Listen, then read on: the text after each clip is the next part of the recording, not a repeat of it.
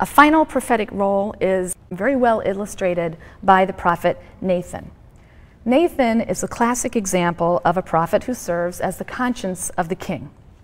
In 2 Samuel chapters 11 and 12, we have the dramatic story of David and Bathsheba. King David's illicit union with Bathsheba, as you know, she's the wife of Uriah, who's fighting in the king's army. His illicit union with Bathsheba results in her pregnancy.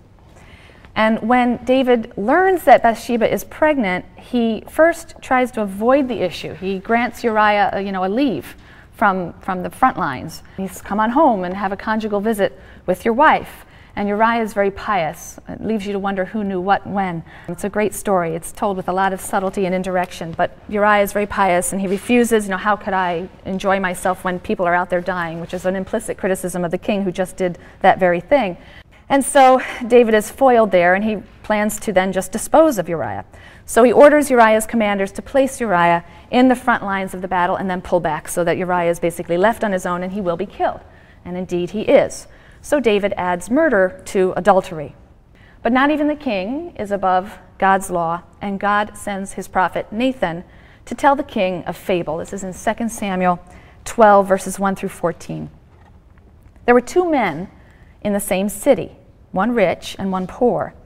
And the rich man had very large flocks and herds, but the poor man had only one little ewe lamb that he had bought. He tended it, and it grew up together with him and his children. It used to share his morsel of bread and drink from his cup and nestle in his bosom. It was like a daughter to him. One day a traveler came to the rich man, but he was loath to take anything from his own flocks or herds to prepare a meal for the guest who had come to him. So he took the poor man's lamb and prepared it for the man who had come to him.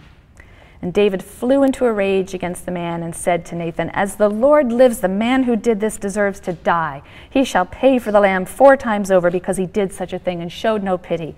And Nathan said to David, "That man is you."